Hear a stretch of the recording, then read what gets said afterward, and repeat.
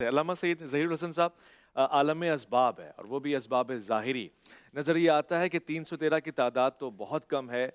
بمقابل 1000 کے، اور پھر ہتھیار اور اسلحہ اور پھر دیگر چیزیں، تو پھر کس طرح سے فتح مقدر میں آئی اور پھر وہ معاملہ کیا تھا اور 3 بہادر سید الاشجاع کا مقابلے میں اترنا کیا مناظر تھے؟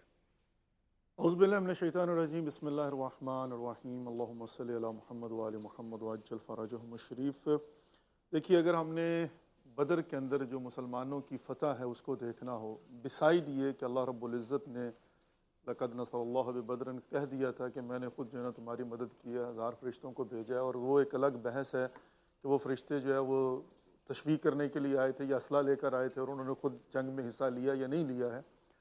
لیکن بیسکلی اگر اس بدر کے معرکے کو دیکھنا ہو، غزوہ کو دیکھنا ہو، تو اس کو اس طرح سے دیکھنا چاہیے کہ جتنی تھیوری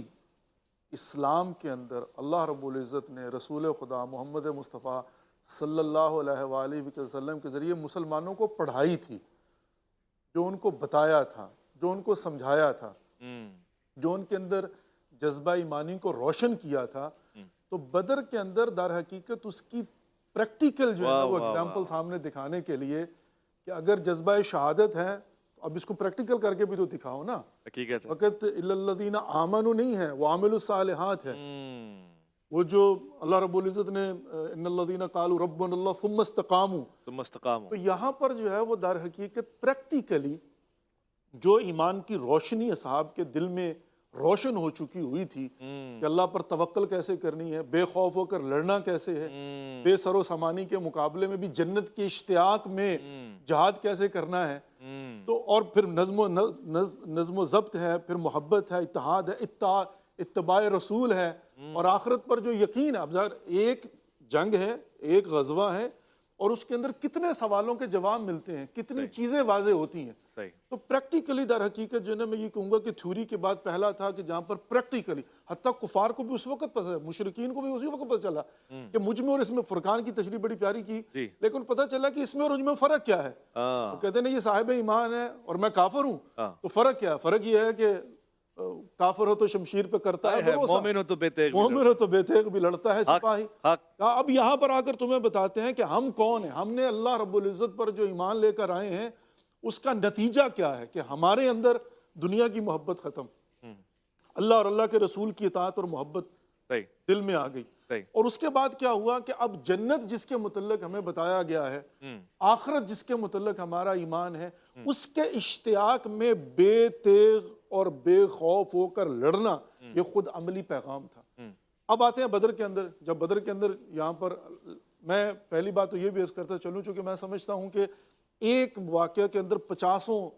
سوالات جو ہوتے ہیں ان کے جوابات ملتے ہیں۔ اب یہیں پر اللہ رب العزت نے، چونکہ یہ بھی سوال ہوتا ہے نا کہ مسلمانوں کا اس میں کیا کمال تھا، فرشتوں نے آ کر مدد کر دی۔ پہلی بات تو یہ ہے کہ فرشتوں نے جو مدد کی ہے وہ مفسرین تیسری کیٹیگری میں جا کر کہتے ہیں کہ تشویق کرنے کے لیے آئے تھے، تلوار ہاتھ میں لے کر قتل کرنے نہیں آئے تھے، صرف ڈرا رہے تھے، روب طاری کر رہے تھے۔ ٹوٹل 70 تو کفار واصل جہنم ہوئے، ٹوٹل 170 جو ہے نا اس میں سے 35 تو مولا کائنات نے مار دیے، تو باقی سب نے مل کر 313 میں سے 35 تو مار ہی دیے۔ ملائکے کی یہاں پر کیا ضرورت تھی کہ تلوار لے کر آئے؟ ہاں انہوں نے تشویق دلائی ہے، لیکن یہاں پر ایک اور نقطہ بڑا واضح ہوتا ہے، وہ یہ ہے کہ یہ جو لوگ کہتے ہیں جی کہ اگر ہم کسی ولی خدا سے جا کر مدد مانگتے ہیں یہ شرک ہے، تو سوال یہ پیدا ہوتا ہے کہ اگر ملائکہ نے بدر میں آ کر مدد کی ہے تو کیا ملائکہ غیر اللہ نہیں ہے؟ ملائکہ خدا تو نہیں ہے، تو اس کا مطلب یہ ہوا کہ اگر اللہ کی مرضی سے ربکم فاستجاب لکم، مدد انہوں نے اللہ سے مانگی تھی، اگر اللہ نے فرشتے بھیجے۔ احسن، اگر ہاں یہ ہوگی نا بات کہ اگر آپ اللہ سے مدد مانگیں اور اللہ کی مرضی سے اللہ کے اولیاء یا انبیاء آپ کی خدا کی طرف سے حاصل کردہ طاقت سے مدد کر دیں، تو یہاں پر بدر کے اندر ملائکہ کی مدد سے واضح ہو جاتا ہے کہ وہ شرک نہیں ہے بلکہ مدد الہی ہوگی، اس لیے کہ یہاں پر وسیلے کی بحث آ جاتی ہے، ملائکہ بھی یہاں پر وسیلہ بنتے ہوئے نظر آتے ہیں۔